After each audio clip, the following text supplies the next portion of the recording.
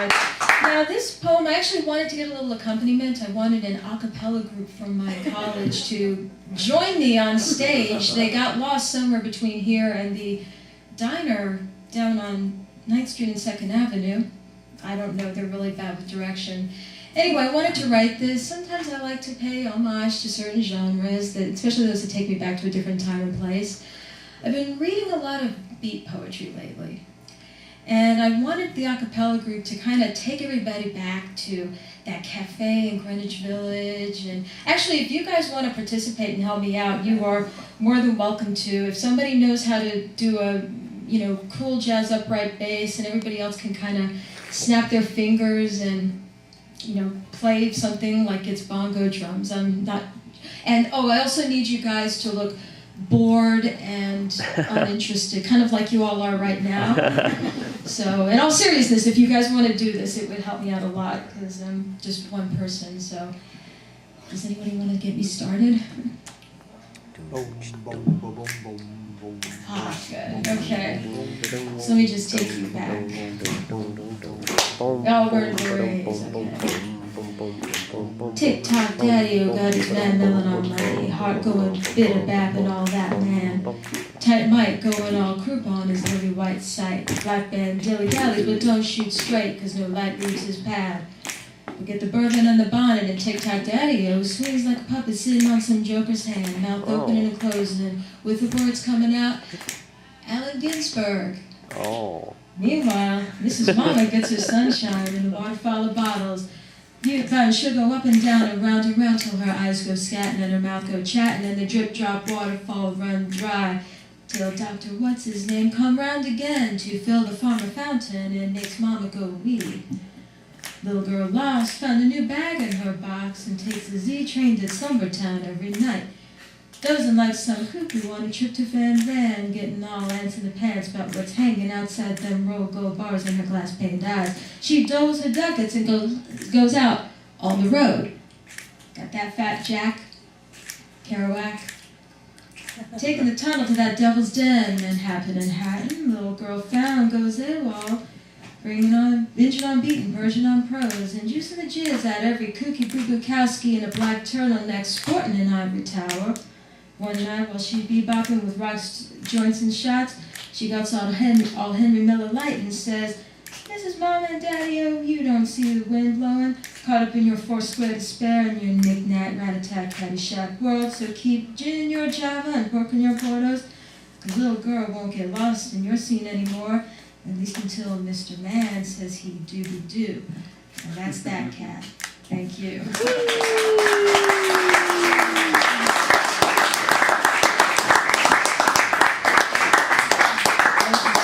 Suddenly I want to do heroin. Anyway, this last poem is actually something that I thought about when I was thinking about a happier time when I was a little girl and me and the other girls in school would pretend to be Charlie's Angels.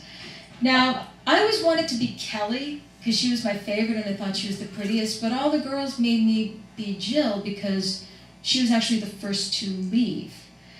And I found it a little bit ironic because she was also the only one who had a poster that boys hung up on their bedroom walls, which, of course, does bring me to that time, somewhere when I was 17, and I had a window shade open one day, and someone had a camera, and, well, anyway. One of the things that I always liked about Charlie's Angels was the way they held their guns. They never really quite held them as if they were going to, shoot somebody. It was always sort of like, like this. Remember that opening sequence where they were like this and they had their hair going back? That was kind of fun to me. Well, I was thinking about how we tried to hold our guns like that.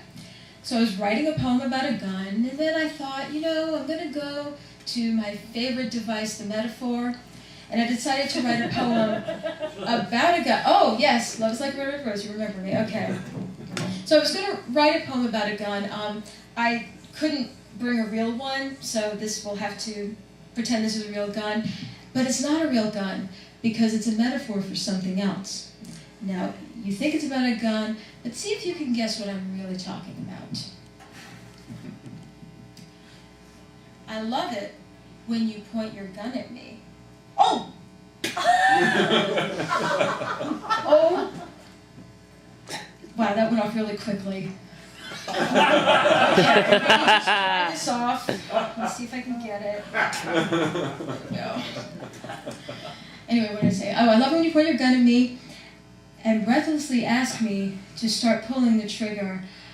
I love taking the neck in both hands and pressing the tip to my mouth. Cat reflex, sorry. But there's no danger, because I know where you'll ultimately fire that first shot.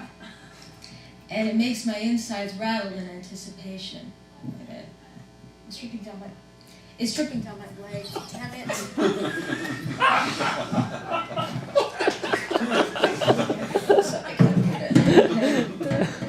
It seems to take you forever to scoop me up and throw me on some half-disheveled flat surface. But once we're lying down, it takes seconds to shove your pistol in the open holster. I have an itch. Oh, I can't get that. It's on both of them? Okay, I got it. And you open holster. That's held a lot of other guns, but only now comes alive when it cradles your weapon and revels in the struggle between swallowing it whole and setting it free.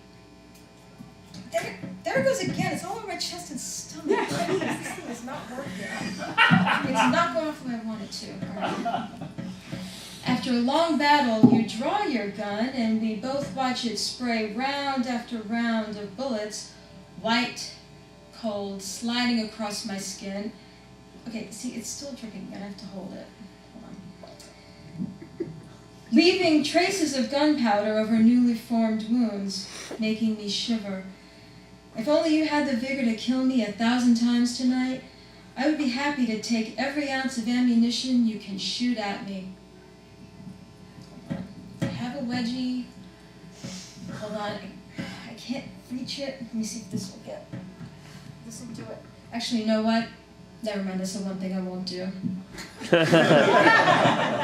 But until I can feel that firepower pressed against and inside me again, I will imagine that my hand is your piece and collapse while I'm screaming your name.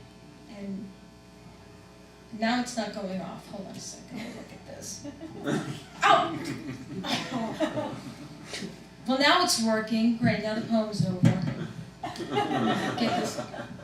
I hate it when it goes off in my face like that. Anyway, that's that. Thank you all.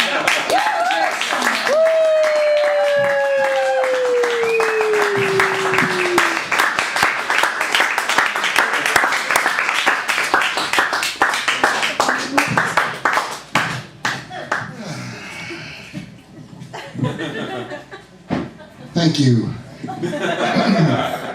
for making it hard for me to stand up here and say goodnight to everybody. Hard. Very good. Thank you very much.